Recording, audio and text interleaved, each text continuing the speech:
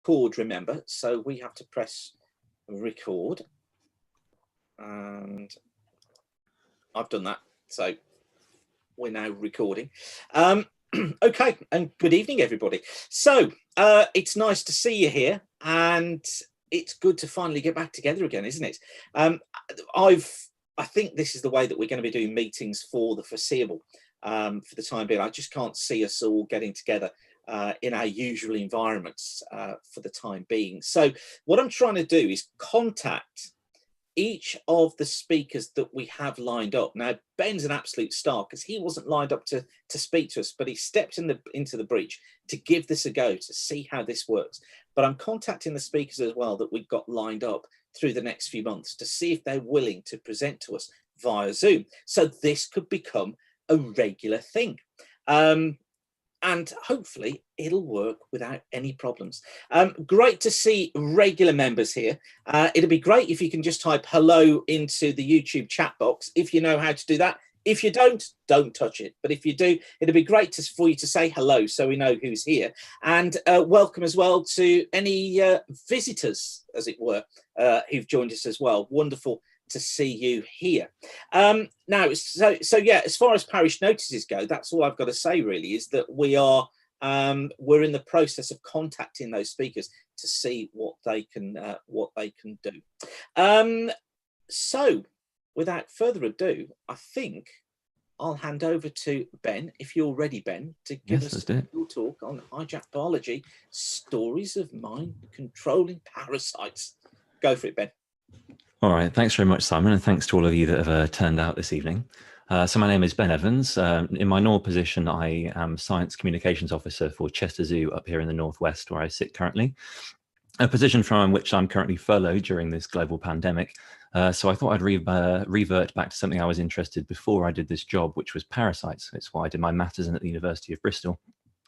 And what particularly fascinates me about them is their ability to hijack biology, the power to take over the minds of their hosts. So for the next 35, 40 minutes or so, that's what I'm going to talk to you about, and I hope you'll find it interesting. So we'll see how it goes. The first thing to do then is to get us all on the same page with what exactly a parasite is. So what is a parasite? Parasites sit under the umbrella term of symbiosis, which was coined by this man, Heinrich Anton de Barry, in the late 1800s. We consider symbiosis to be the living together of unlike organisms. So what does that mean in this context? That definition has changed a lot over time. We consider symbiosis to be any type of close and long-term biological interaction between two different biological organisms. And we can break this down not just into parasitism, but into three key strategies. So we've got mutualism, commensalism, and then parasitism, which is what we're going to talk about tonight. So just to give that a bit of context, I'll give you an example of each one. The classic mutualism story that we have is that of the honeybee. And honeybees and flowers particularly, we call it the pollination mutualism. So in this relationship between two different species, we have flowers that want to pollinate and reproduce as much as possible. And traditionally, you can release pollen into the wind, and that's costly. You have to produce a lot of pollen to do so. And there's no guarantee that the wind is going to take you where you need to be to have lots of flowery babies. But then you've got an insect that needs a resource. So by offering a resource to an insect, all of a sudden you have a vector with which to take pollen from one place to the next, and reproducing much less pollen and reproducing a whole lot more. And the benefit the bee gets is a nice healthy meal. So the symbiosis benefits both species in this long-term interaction. Commensalism is a little bit rarer and a little bit more complicated. Commensalism is where we have one species that's benefiting by the existence of another species, but in the relationship, that second species isn't really benefiting or having a negative impact upon it. Or if it is, we're just not quite sure what it is yet because it's so hard to detect. So in this example that we have here, we've got our shark. And the shark, in this case, is constantly followed by this little school of remora fish. Remora fish are these fascinating creatures with sucker-like attachments on the top of their head. And they swim along in the jet stream of large marine animals such as sharks and whales, feeding on leftover food and fecal matter that's left behind as they go along. The remoras are quite happy to do this. They're not picky eaters by any stretch, and they get the free meal, and there's no direct cost. Certainly, the shark is happy to hunt perfectly fine, and it's not stealing anything by eating a little bit of scraps and leftovers that the shark otherwise would have missed. So it's quite happy to persist. And then we've got what we want to talk about today, which is parasitism, the third type of symbiosis. So here we've got our classic parasite example, a tick. Those of us that love going for walks in the countryside, surely at some point in our lives will have had an experience with a tick, perhaps buried into the back of our knees or somewhere far more inappropriate. And ticks are parasites that dig into our flesh to extract blood from us as a resource. So in a parasitic symbiotic relationship, parasites extract resource from another living organism, and that causes harm to the host. You're taking resource away from one of the organisms to give it to the first organism. That is a parasitic symbiotic relationship. So the question we have to ask then is why parasitism would evolve in the first place. Why not just extract your resources from static things in the natural environment around you rather than something that's quite hard to find? And we have to think of it in terms of evolutionary competition. So in the world, in our ecosystems, resources are finite. They're not infinite, there's not going to last forever, and they're in limited supply frequently. So let's imagine, for example, in the soil, if you're a plant, there's only a certain amount of nutrients. So species that can find a way of exploiting new resources will be at an advantage over those that are currently competing for an already quite intensely competitive pool of resources. And at this point in a parasitic relationship, you have to consider other organisms as resources themselves. To this tick, we are resources, deeply competitive resources, just like toilet rolls in the supermarkets just a few weeks ago. So by finding a new way to extract resources from the environment around it, it has a competitive edge over other species and can survive and persist. That's how parasitism evolves. But we're not just here to look at parasitism in particular, we're here to look at mind control. So once a parasite has set up its ability to exploit a resource from a host, it's then selected to do it as best as it can. And parasites in this world have come up with many different strategies to do this, one of which is brain control. So what I'm going to take you through now is a few examples, and hopefully we'll see just how some of these incredible adaptations have come about, and then ask the question, why would such a thing ever be necessary? So our first example then, we have an ant. Ants being some of the most common insects in the world, found pretty much everywhere over the planet, on every continent other than Antarctica. And in this case, we're looking at a carpenter ant, ants that live upon the trees, coming down to the forest floor to scavenge for food, and then taking it back to the queen, serving the colony. And that ant pictured here has been doing that its whole life quite happily. But one day, strolling across the forest floor, it picks something up on its outer body which it's not been exposed to before. Something that starts fumbling around and burrowing into the trachea, these tiny holes that cover the ant body, and then starts to spread within it. The ant none aware that this is all happening to it. And for a few days or perhaps weeks, the ant will continue living its merry life until one day things begin to change. Sat upon a branch up high, the ant will start to dance. And this isn't a dance that it's doing under its own control. It's an urge that's overtaken it.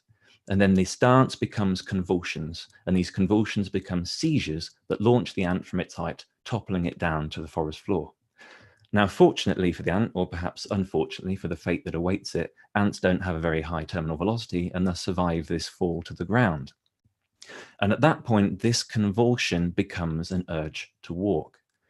The ant now is perfectly aware of what's happening to it, though no longer has control of its own body, and it begins to walk against its own will to the nearest tree trunk.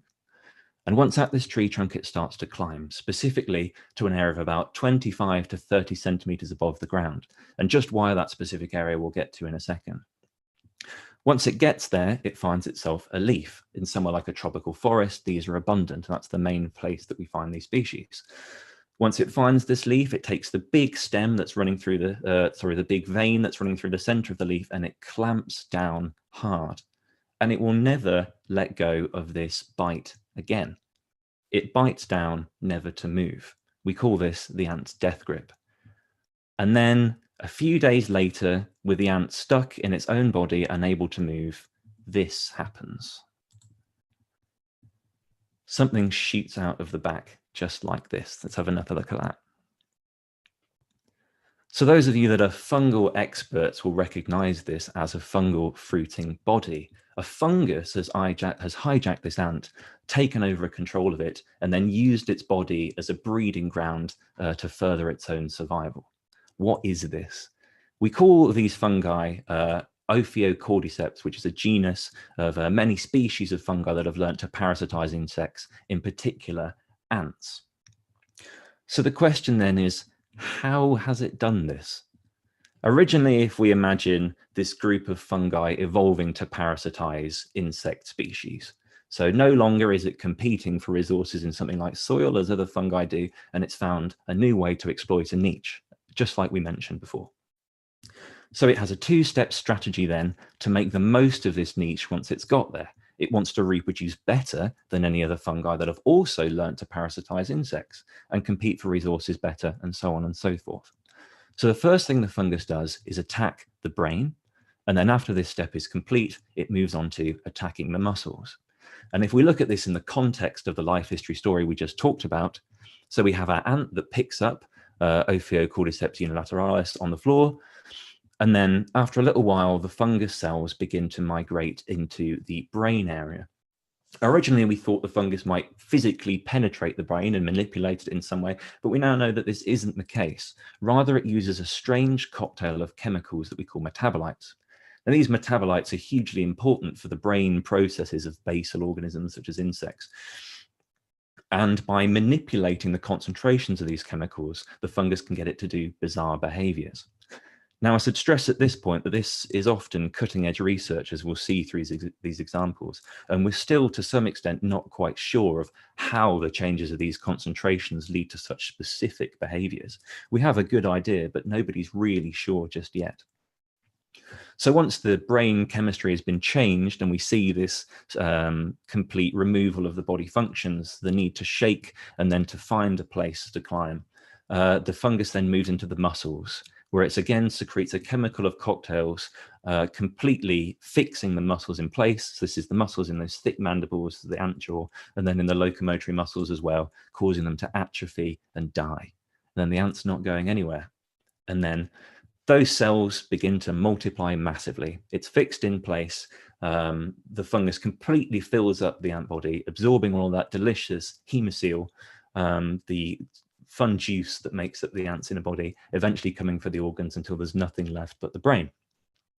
And it uses that resource to punch out this fruiting body, and the life cycle repeats again. So that's how it does it. The question is, why? Why go to such a complex mechanism to reproduce in this way? What advantage does it give?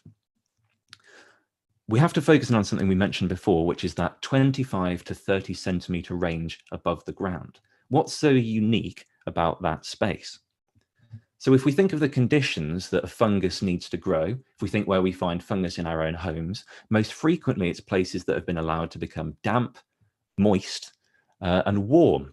So a combination of temperature and moisture that a fungus needs to survive and reproduce as best as it can. Now, certainly in a tropical forest ecosystem, just it so happens that the best temperature and moisture conditions can be found on average around 25 centimeters above the forest floor for Ophiocordyceps to reproduce. So that leads to more reproduction. And then the moment you have more reproduction, the secondary advantage kicks in is that you're above the ground, where you can find air currents. And when you're distributing forest spores over a large area, you have suddenly the opportunity to spread massively.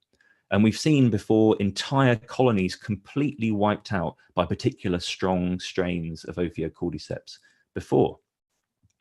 So in evolutionary terms, going back to how this developed and why it developed, we call this process evolution by natural selection.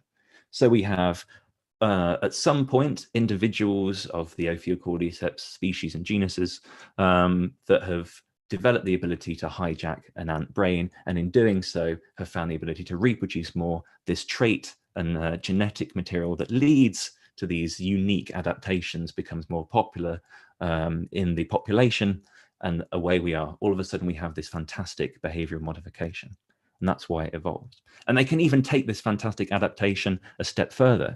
So we've talked about ants in tropical rainforests biting onto leaves, but of course, Ophiocordyceps genuses also exists in the temperate forests around the world. And here they program ants to bite down on bark instead. And at first you think, why? Surely a leaf would be a much easier fixing point, certainly softer. But of course, in temperate forests, leaves are abscised from trees during the winter. Whereas typically tropical rainforests are mostly evergreen and are much more reliable. The last thing the fungus wants is to put so much effort into taking an ant to 30 centimeters off the ground, only for the leaf to be dropped off to the ground days later, before the cycle is complete. So we see these fantastic evolutionary processes all being done to exploit a host and then reproduce as much as possible. Let's then look at another example. Here we have a common cricket, and crickets are found, again, pretty much all over the world, especially in Europe, North America, and Japan. And they spend most of their time in the leaf litter, foraging away at delicious decaying material on the ground. And one day, one of these crickets is going around in some leaf litter near the edge of a stable body of water, something like a lake or a pond, centimeters or meters away from the water's edge. And microscopically in the leaf litter that it's eating, it picks up something that it didn't expect to pick up and had no way of detecting. Something microscopic that in time will grow to be much larger. And the cricket goes about its way, happily eating leaf litter and soliciting other crickets for a month or two, until one night, specifically the night time, something starts to change when it happens past a body of water. Recognizing the water, we think through how insects interpret light. Something changes in its brain, something snaps. And all of a sudden it gets the urge to go for a swim. An urge like never before. Crickets typically like to avoid the water. They're not very good swimmers. In fact, they drown most of the time. And this cricket in particular has spent its whole life avoiding water. So why now go for a swim? Take the suicidal plunge. It overrides all other urges the cricket has to find food, to find a mate. It's going in that water, and it's doing so right now. So sure enough, our cricket goes for a swim, and then this happens next. And I apologize to those that are eating dinner during this session, as some of these images are rather horrifying to look at, I do realize. So what's happening here is the emergence of these parasites from the hind end of the cricket. And these parasitic long worms you see there, these brown and black structures, are from the phylum Nematomorpha, or horsehair worms. Now, these worms are very simple organisms, basically a big long tube of simple muscle and digestive structure to absorb nutrients that it absorbs through its body wall, but it has no kind of cardiovascular system, no kind of excretory system. It's a really simple organism, but it does differ between males and females, which is something that's important. So, during this parasitic life stage, the worm grows from what really was at one point a microscopic egg larval structure into this massive 12 to 15 centimeter worm, something that takes up the entire space of the organism. At the peak adulthood, before this behavior change takes place, the adult can take almost up to 80 to 90% of the cricket's body mass, leaving the cricket on the very edge of life, none the wiser of what it's got growing inside it. And all this time, the resources that the cricket's taking in are feeding the parasite, making it grow larger and larger. But the parasitic worm wants to reach its adult stage out in the environment. It wants to return to the ponds and lakes that it came from, at which point it forms these massive balls of mating worm orgy, where they collect together, fertilize each other, and the females happily swim away to the edge of a shoreline to repeat the life cycle. Now, scientists first studying this phenomenon noted that it was similar to the great mythic legend of Alexander the Great's Gordian knot, and thus sometimes they're called Gordian worms in some circles. So why and how? How can something so simple, this simple worm, trigger this suicidal behavior in an insect? So let's take a scenario then in which this parasitic worm, millions of years ago, is swimming freely, competing for resources in a water environment. And then through evolution, just as Ophiocordyceps did with the ant, it gains the ability to parasitize aquatic insects, such as this water beetle here. Once it's done that, that's great. You've found a way of exploiting a new resource. You're on your way to success, but you've got a problem. Ponds and lakes typically aren't that good for spreading your genes further afield. If you're landlocked in a little pond of water, you're not going to get very far as an aquatic worm that has no way of locomoting itself on land. You need a way to spread your genes further. So the question then you ask yourself is, can we exploit terrestrial organisms instead, organisms that live on the land? And sure enough, with a similar structure of aquatic and terrestrial invertebrates, is definitely possible. So once again, we're finding a way to escape competition. And then secondarily, we're finding a way to find new places, new mates, new resources, jumping on to a new stage of life. But that leaves us with a question. If we can infect crickets on the land, how do we get back to the water again? That's certainly a challenging one. Sure, we've infected this cricket, but then if we can only get so far on the land before the cricket dies and we exploit it pretty much to death, there's no guarantee that that cricket would be anywhere near water. And I'm going to be stranded with nowhere to lay my eggs. Definitely not good at all. So then we come to behavioral modification, a strategy to get the cricket to return to the water. So how does it do it? A few years ago, some French scientists set out to answer this question. And they used a research study, quite conveniently, that involved some summer nights spent around a pool next to a forest area. And every time a cricket arrived at the pool, the scientists would collect it and check it for signs of the parasite. Some of them would be dissected immediately with the parasite still in there. Some of them would be placed in water to allow the parasite to emerge, and then they were both dissected and analysed. And some unfortunate crickets that just happened to be strolling through the area were also collected and chopped up as well as a comparison. These scientists were looking for proteins. Now, like our metabolites in the ant example, these proteins are really important for brain control and function in the heads of these crickets.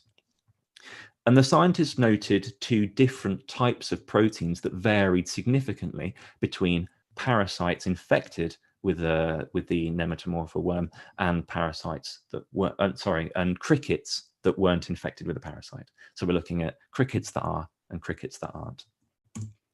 So what did they find? What were these two key proteins? The first proteins that were changed significantly by the parasite controlled what we call apoptosis. Now, in life, multi-celled life, apoptosis is what we call controlled cell death. So this is something we carry out all the time. Our cells get old and need replacing, otherwise they might start to mutate and cause things like cancer. But this process can be manipulated. So the worm secretes proteins that start to trigger apoptosis in the brains of the cricket that's host to the parasite. And this change starts to cause inflammation. Cells are dying faster than they should be, and the cricket system recognizes that something is wrong, and its brain function begins to change. And then secondly, we have WNT proteins. These are hugely important, we think, for brain control, brain development control in crickets, and are part of the growth and structural processes that control these brains. The worm has learned to mimic exactly these normal insect development proteins and trigger certain developmental processes within the brain to, again, change its structure, change its signals that it's sending. And the question now that science is asking is, how do these changes in these proteins lead to such a specific behavior to specifically go to a lakeside at nighttime and to drown yourself, for the cricket to drown itself? That's what we're asking now. That's what we're looking at. Some of these questions are still yet to be answered, and it's hugely interesting to ask these questions. We could understand the evolutionary basis behind them, but the actual mechanisms, we could talk about that for hours because they're still very much under debate. All right, then, we've looked at insect examples so far, and we know now that these parasites are changing the behavior of their host to spread further and to extract resources as best as they possibly can to reproduce more. But what about outside of insects? What about some other examples? Let's look at cats. Of course, some people would consider cats parasites anyway. They've tricked us with their adorableness to extract as many resources from us as possible and to feed them and keep them happy. But this isn't the example that we want to look at here. Rather, we want to look at a parasite that infects cats. And in this case, it is Toxoplasma gondii, which is a type of protozoa, a single-celled organism that's different to bacteria, a different form of life, but still single-celled. Now, Toxoplasma gondii has a multiple stage life cycle, part of which happens in soil, normally in feces, and then part of which is reliant on its host as a parasite, where it extracts resources to reproduce, eggs go back out again. In the case of cats, at least. But there's something missing there then in that cycle, because it's all good if you're inside a cat producing loads of eggs that come out in the feces, but then cats don't really tend to go around in the soil eating feces, well, unless you've got a problem with your cat. So you need a way to get back into the cat, where your offspring at least do. So how do we do this then? This is when we get into what we call intermediate hosts, having a multi-stage part of the host cycle to get where you want to be in the end. What definitely does go through feces and soil is rats, and rats happen to be a natural predator, a natural prey of cats. So Toxoplasma is perfectly capable of infecting the rats and does so on this rather complex life cycle. I'd encourage you to ignore the chaos of the details there and just to focus on this cat, soil, rat, cat cycle that goes around and around all over again. So that's great. Let's think in evolutionary terms. Surely we don't really want this to happen. Why bother going all the way to a cat when we could just have the rat? Doesn't the rat do the job? We can extract the resources from the rat, and the rat will poo the eggs out, and then we'll go back around again. Isn't that enough? So in evolutionary terms, that's probably what happened in the first place. An ancestor of Toxoplasma might have been in the soil and found itself inside a rat and adapted to be able to parasitize this rat as a way, again, as we've said throughout this whole session, as a way of exploiting a new resource to avoid competition in the old resource. But now once it's in the rat, it faces the problem of occasionally its rat host is eaten. And if the parasite isn't capable of surviving in that second host, that's it. Game over. End of life cycle. So immediately the parasite is selected to be able to survive. And over evolutionary time, this is what happens. Now, once it can survive in the secondary host, it has a question to ask. Are the resources that the second host can provide more lucrative than what the first host can provide? In this case, yes. Cats are larger. They have much more resources to provide the parasite with. Let's go for it. Let's find a way to get into that cat as quickly as possible. We're no longer going to settle for the rat. We want that cat resource, and we're going to get there. And so we get back around to behavior change. So what happens to our poor rat? What does Toxoplasma do to get to where it wants to be? Let's look at the rat's brain, give it a little brain hat. The first thing that Toxoplasma does when it gets into the rat body is head to the brain. And here it forms cysts all over the rat's brain.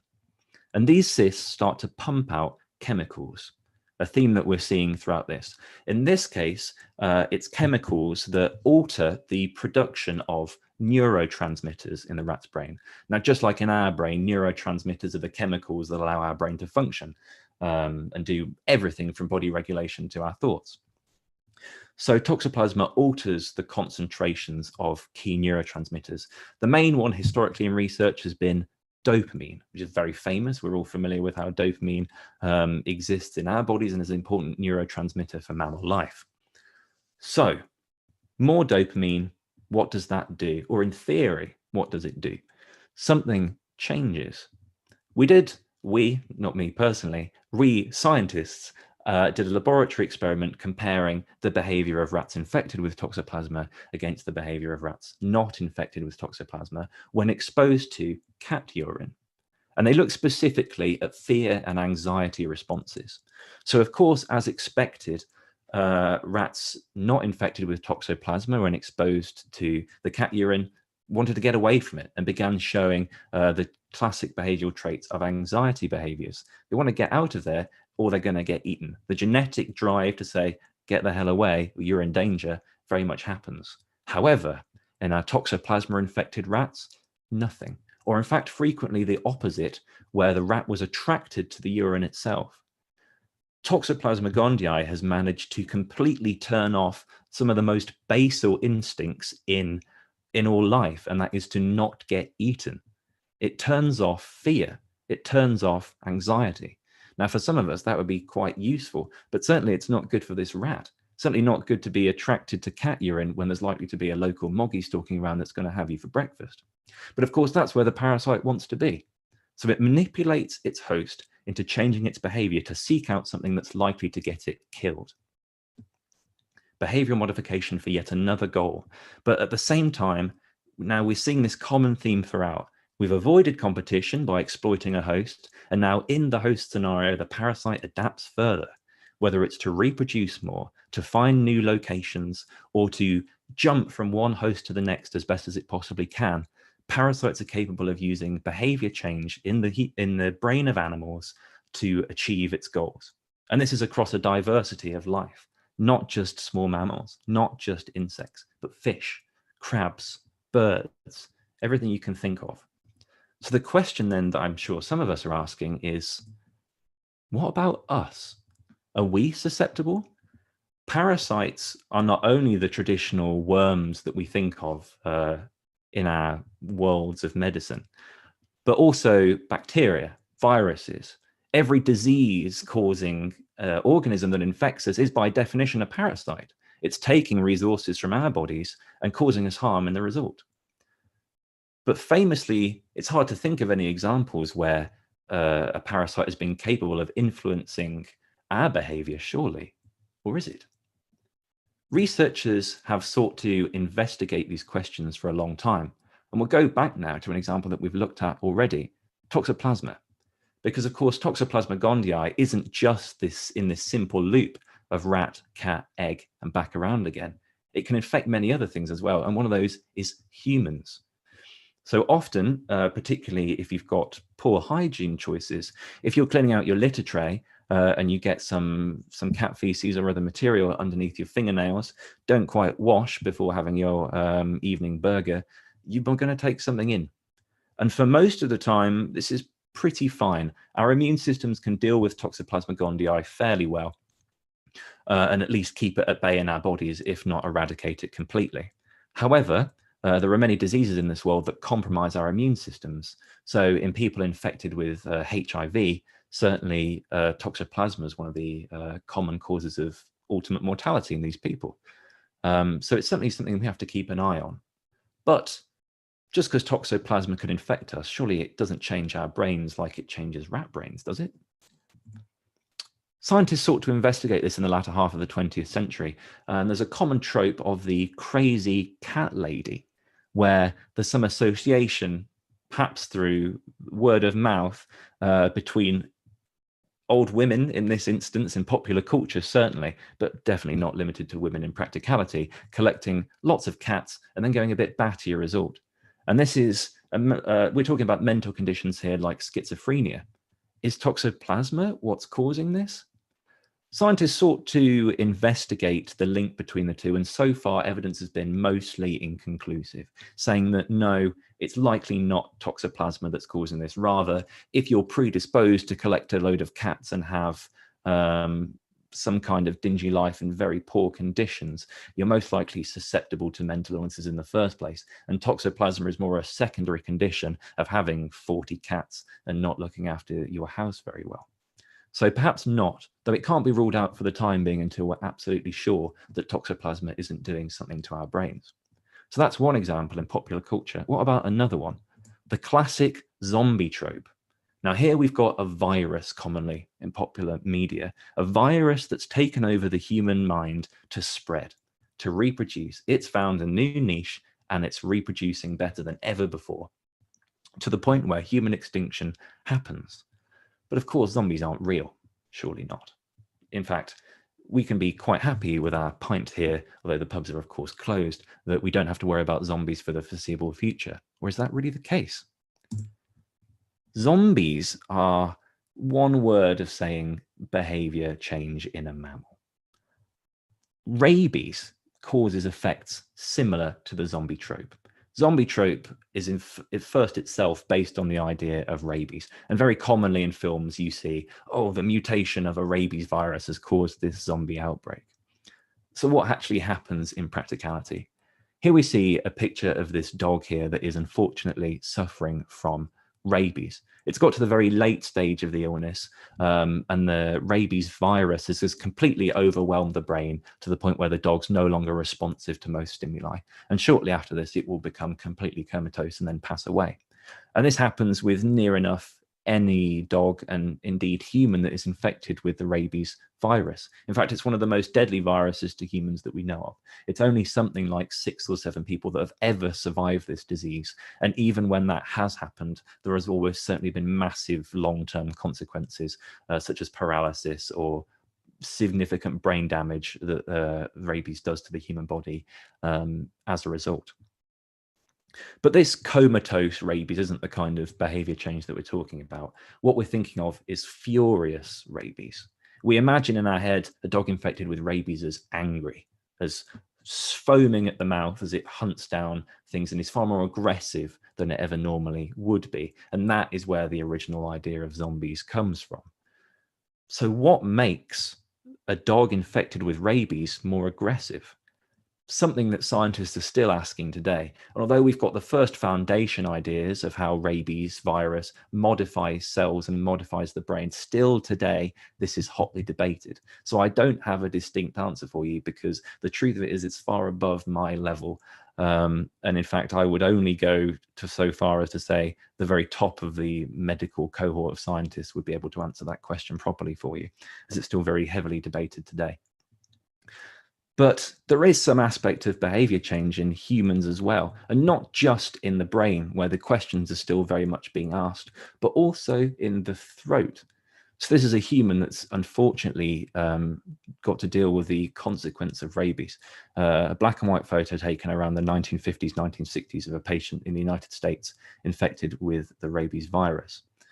And you can see this great big swelling on his throat, where after the rabies virus has infected the brain, it moves down into the throat.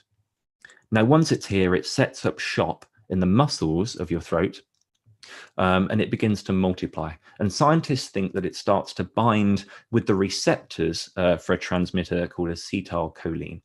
And this is an important chemical that basically allows things in your body to function, things such as muscles. And once it's taken over this process, it basically robs you of complete control of your ability to swallow, just like it does in dogs. And although this isn't the kind of complex change in the brain that we've seen before, certainly the patient becomes irritated. Comatose is a complex of the encephalitis that he's going through in this image. But this removal of the ability to swallow at the hands of the virus, certainly you would consider a kind of hijacking of the body, at least. So how does it do it? We have a rough idea. And why does it do it? If you can stop the throat from swallowing and you induce what's known as hydrophobia, the fear of water, patients can't drink their saliva away. They can't swallow it down into their stomachs. And what is saliva? It's the infective route of the rabies virus.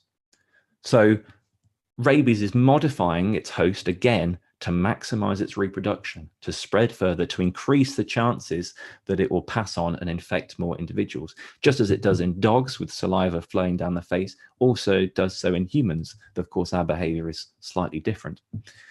And you can see this patient here is restrained, not because of a risk to other patients nearby, but rather a risk to himself from the incredibly painful spasms he's going through. So does that mean that something like zombies is possible in real life? Am I trying to make you all scared during this global pandemic that we're going through? No, I would say for the large part, we don't need to worry. Let's say that even in theory, something as complex as these behaviors that we've seen evolve in parasites that infect us, it's not going to be the end of the world. The common trope in zombie films is to have an infected person be bitten and then change in a matter of seconds. But what we've seen throughout is these processes take time, take a long time.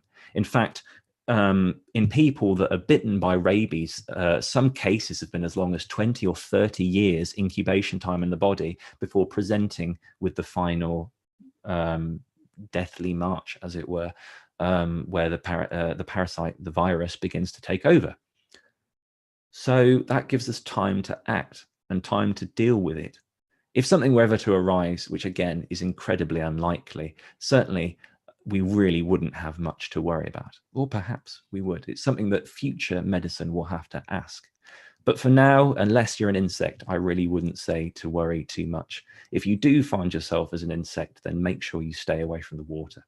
And that's all the advice I can give you. And that's all I have for this evening. So I hope you enjoyed that, and I'll take any questions now if there are any. Thanks very much. Ben, that was absolutely awesome. Thank you very much. That was a most interesting. Wow. So I got a note of cat urine, feces, fungus, guts, rats, crickets, ants, rabid dogs. I've got Mad Cat Lady, Simpsons, and zombies. That's quite a good collection, isn't it? Quite the repertoire, yes, I'd say. Yeah, that's quite a good collection for an evening. Okay, folks, if you've got any questions for Ben, you can type them in the questions on YouTube in the little chat window. And just bear in mind, like I said, it takes about 10 to 15 seconds for those questions to come through. There's a slight delay between myself and Ben talking and the questions coming through on YouTube. So just bear that in mind. I've got one for you, Ben, just to kick us off. You were saying about the ants and the height that the ants can climb to was about 25 to 30 centimeters on the tree. I think you mentioned that it was sort of moist, warm areas that it was going to on the tree. But just something in the back of my mind that occurred to me was that in meteorology, weather law says that ants tend to run around faster in low pressure. And I was just wondering, is that part of the climbing up the tree, even though it's only 30 centimeters, so that the difference in pressure would be very negligible? Is that part of how high it knows it's climbed up the tree, I wonder? I think that's a good question. I think something that's still hotly debated. I'm not an expert in cordyceps infection, the detailed mechanisms of how it controls the brain. So I probably couldn't give you the detailed answer that you're looking for. But I know for a fact that it's still hotly questioned of how exactly the parasite knows when it's gotten to this altitude and it causes it to bite down. I had the fortunate experience a couple of years ago of talking to Professor Maike Piepenbring, who's an expert in cordyceps infection at Goethe University in Frankfurt. And she's a leading scientist. I asked her, how does it know when it's gotten to this point, and how does it know the right time to do the things that it does? And the same sort of question that you ask yourself in other parasites. And the simple answer is that we're just not sure yet. We know that it must be something to do with likewise how the parasite is changing the concentration of chemicals. The concentration of chemicals in the brain change in response to external stimuli. So it's likely if the parasite knows how to change those chemicals, that it can also interpret them.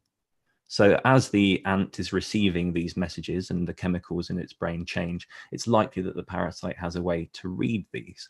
Though, of course, this is all hypothetical. And again, you would have to ask a world expert rather than somebody that's just a fan. It's just mind-blowing, isn't it? It's absolutely cool, mind-blowing how on earth it works that out. I'll never know. We've got a question here. First of all, Philippa says, Ben, that was absolutely fantastic. You're brilliant at explaining complex topics in a really interesting and clear way. Here. Thank you very much. And then Eustaff has said, how do evolutionary rates occur in parasites? And do you think parasites will eventually outpace the development of modern medicine? Ooh, good question. Probably a question that's more posed for a medic than me in terms of the medical world. Parasites are massively diverse. There are some papers that I've seen where people think there might be more species of parasites than there are species that aren't parasites.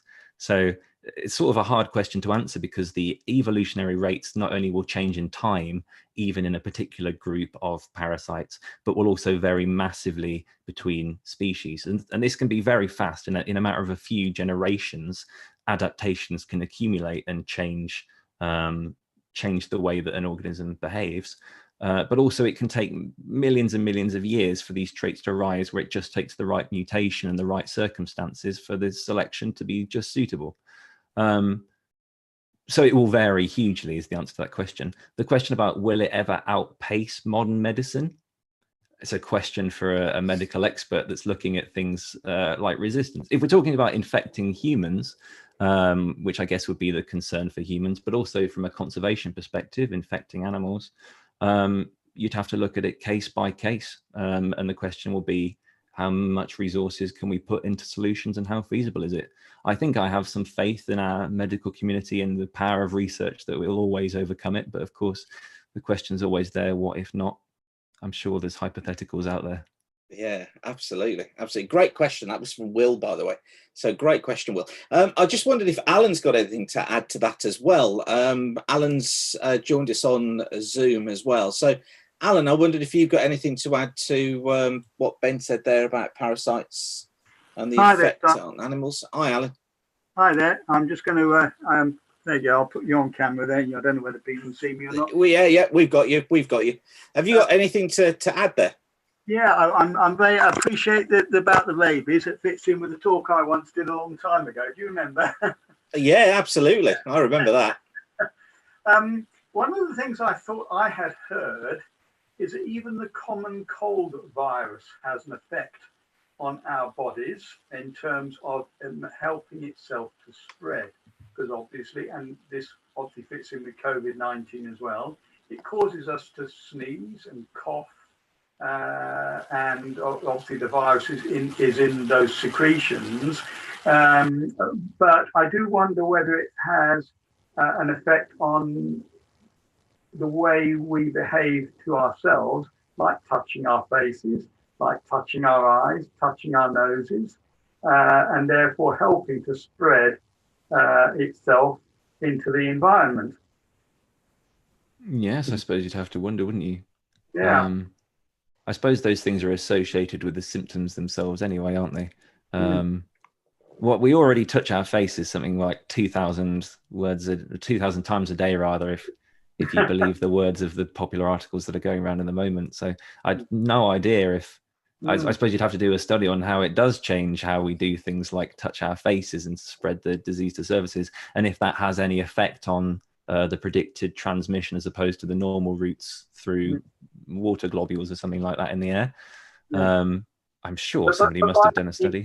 Our secretions, and we try and remove those secretions, we then transfer them to our hands. And I was listening to the lecture earlier on by which was recommended by Simon about Ebola, and it's spread by touch.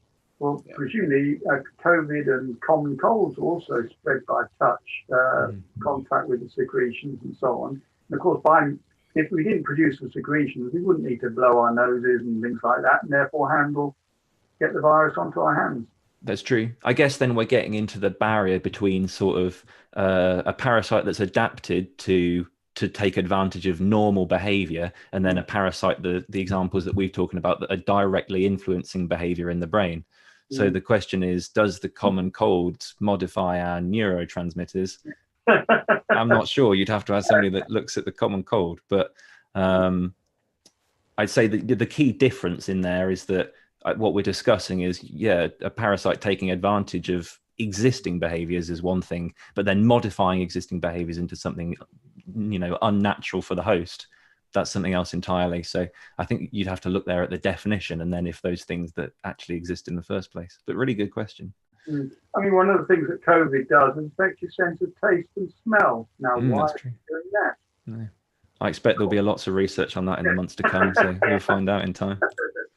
Yeah, I sense decades of research ahead with COVID. There are so many questions on there. I mean, it goes back as well to what Will was saying, I think, there, doesn't it? Will's question about will parasites outpace modern medicine? I guess that it wouldn't be a good parasite if it did, because parasites surely rely a little bit like viruses on just creating enough chaos within the hosts, but not destroying them completely, because then the virus or the parasite is destroyed completely as well. So I guess that comes back to Will's question a little bit of, can a parasite run out of control? I guess is the question, isn't it? Can it get to such a stage it's out of control, it destroys its host completely. Therefore, the parasite can't exist itself. Yes, it's all a balance. It's exactly the point you raise. One of the things we've been talking about is competition between species, and when you have parasite species competing for the same resource, one of the things that's selected for in that competition is increased virulence, which is what you say makes things more lethal. But then, of course, if you make things too lethal, then all of a sudden you remove your ability to do transmission. So selection, in theory, is continuously shifting back and forth. Will it ever find a point of equilibrium? No, because external conditions are always changing. So we'll forever shift between a parasite that's very deadly and a parasite that's not very deadly at all, but is still good at spreading. Yeah. And only if things were ever to become completely stable would we see that happen. So it's all down to the numbers, isn't it? Exactly. And as long as things continue to change, then we'll see new adaptations and we'll see old ones die out. But such is the way of evolution in our world. Yeah.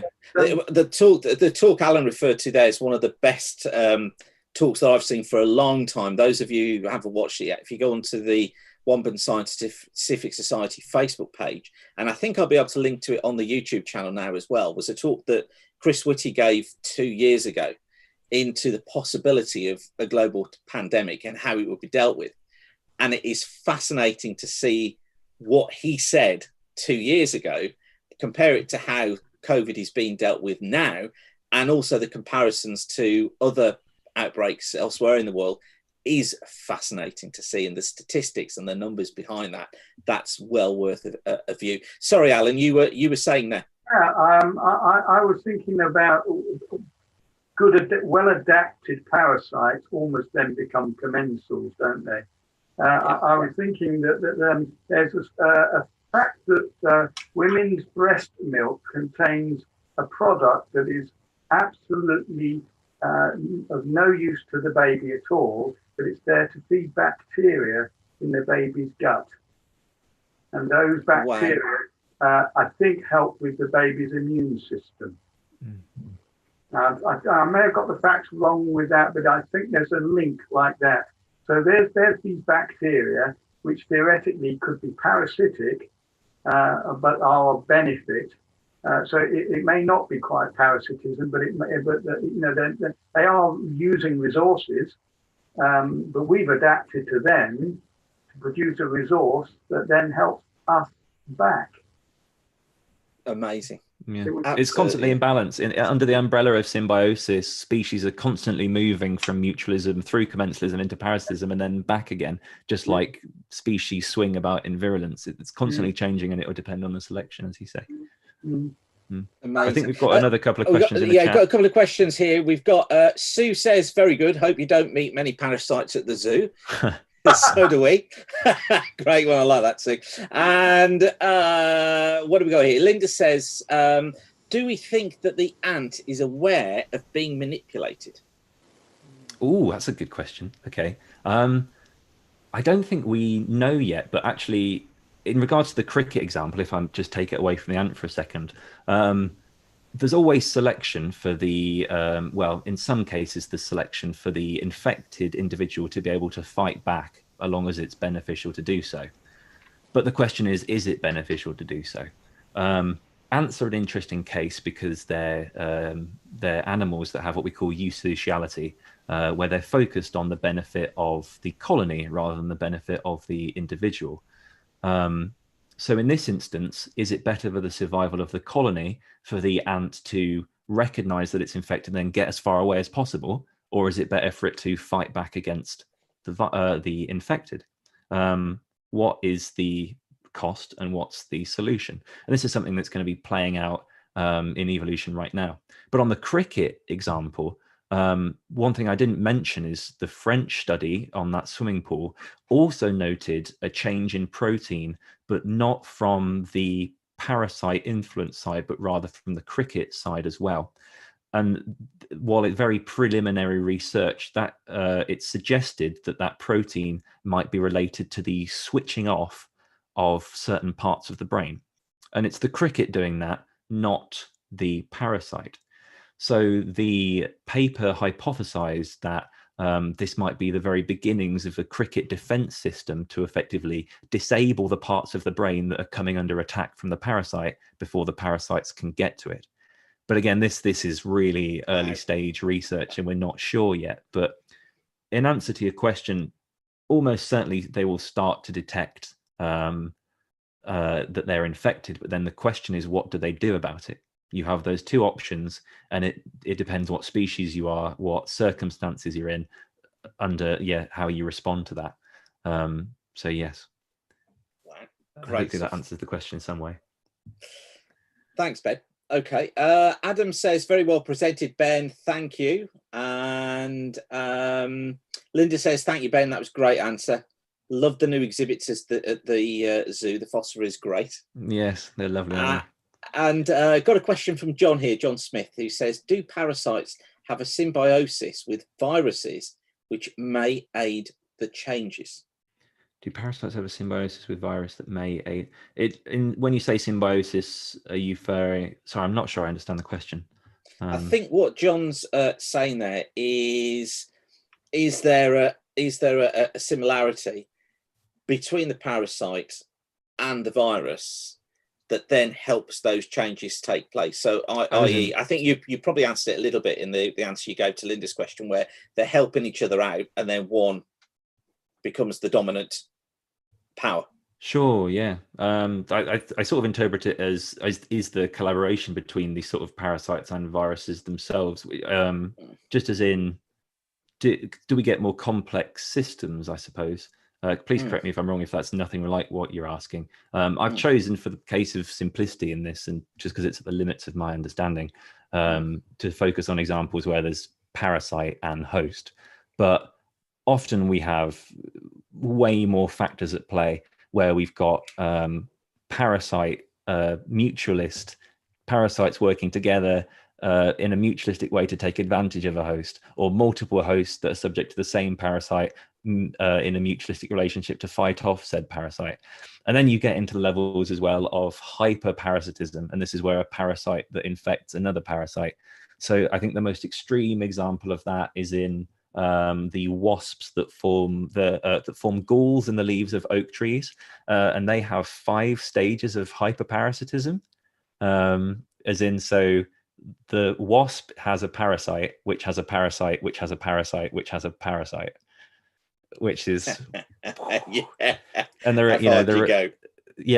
so while I don't know much about, in regards to behavior change, how these might be interacting with each other, if I'm honest with you, what I do know is there's incredibly complex relationships between parasites and mutualists out there in the world. So somewhere I'm sure there's something crazy going on, but that's a challenging question. I think I'm probably not equipped to give you a very good answer, but certainly out there there'll be some funky stuff going on, that's for sure. Yeah, I think you did very well with that answer. Very well indeed. Right, well, we've been going for an hour now, so Will says, could you recommend some reading on the subject? Oh, that's a good question. Gosh, it's been a while. If I just get the couple of papers I was reading earlier today to refresh my memory. Alan's got any early stage books? I've got, yes. Try Libersat et al. 2018. Libersat. That's Tell it me again, and I'll type it into YouTube as you go, Ben. Libersat. And what was that? 2018, yeah. 2018. That's Mind Control: How Parasites Manipulate Cognitive Functions in Their Insect Hosts. Okay, there we go. I've just typed that back to you, Will. So, yeah, have a look at that. I mean, these what you tend to find, Will, is that these papers are constantly updated. So somebody will do a paper about a paper about a paper. So if you do a search on Google Scholar, then you should find those papers quite nicely running through there. Will's sixth form.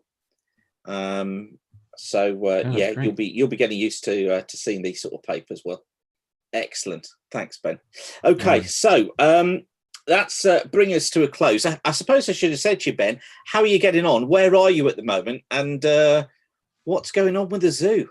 Oh, so yes, I'm stuck here in Chester. The zoo is soldiering on in our absence. There's a lot of us that are on the government furlough program, but there's an incredible bunch of people left behind that are keeping things ticking over. So a collection of keepers, our education team, our scientists, a couple of our field team are still left there doing, keeping things ticking over while the rest of us are away.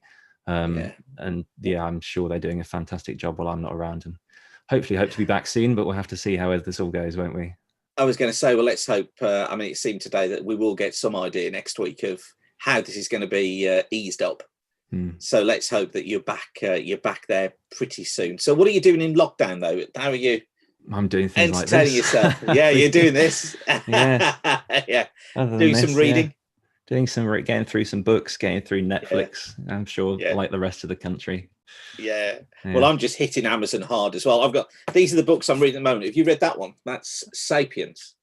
No, but I think I have it on the shelf. Noah Harari. Yeah, I hear it's good. That is cracking. Absolutely cracking. And I've had another one delivered today. Amazon are doing so well out of me today. That one is great as well. That's Jetstream, which is a new book by Tim Wallings, and it's the story of the Jetstream, but it's written as a story. Imagine an air particle on one side of the Atlantic arriving over our side of the Atlantic as well. So I've got that one too. So you've got to get through your bookshelf as well now. Yes, I can recommend for Will, actually, he was asking about reading, that you look into the Extended Phenotype by Richard Dawkins. That was something I was looking into recently around this. It's to do with how genes code with the interactions with the external environment, which is something that's really important for these parasite behavior changes. Extended so look into Phenotype. That. The Extended Phenotype by Richard Dawkins. Okay. There you go. Well, I'll put that up for you as well. In fact, that's probably something we could do for the next meeting, folks. If you've got a book that you're reading at the moment that you're really enjoying, then I think we should do a bit of a show and tell for our next meeting. So what you could do is, if you've got something you want to show us and tell us about that you're doing during lockdown, then I think you should bring it along. You could type it in on Google there, on the Google chat, or you could join us on Zoom and you can show and tell us all. What about that for an idea? I think that's got to be a good one. Okay, listen, Ben, thank you so much. It's been an amazing evening. It always is when you come along and talk to us. Thanks so much for inviting me along. It's a pleasure, and thank you for doing it, especially in this new format that, as I say, I think we're going to have to get used to over the next few months. Our next scheduled meeting is Thursday, the 21st of May, and we're going to have a talk on Skyguard. Skyguard, have I got that right? Which is the centre that is looking out for near-Earth objects. Very apt, I think you'd agree, given that that we saw a near. Is it right to say a near miss or a near pass, I suppose you should say, from the asteroid this week? So I'm waiting to hear back from them to see if they can do a talk for us via Zoom. If not, then we'll have a talk of some sort for you. I can put something together on weather for you if you fancy being bored for a few minutes by me. So I could do that for you. And of course, we've got other members in the society who can do some talks as well. But as I say, we're trying to get as many of our speakers as possible to do a presentation similar to Ben has done this evening. So Ben, that was superb. Listen, thank you so much.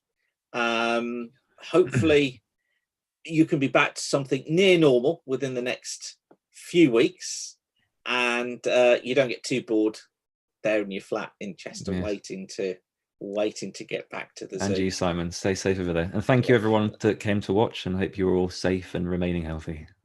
Absolutely. Yeah, that was superb. Thank you so much. Philip has just said it's Space Guard. That was the word that I was looking for. It's Space Guard. That's the word we were looking for. Okay, so listen, thanks, Ben. And thanks. Great to see you all. Don't forget to subscribe to the Society's YouTube channel. The reason for that is that once we get over 100 subscribers, we can actually have a shortened YouTube channel name. So we become youtube.com/One Button Scientific Society, but we need 100 subscribers to be able to do that.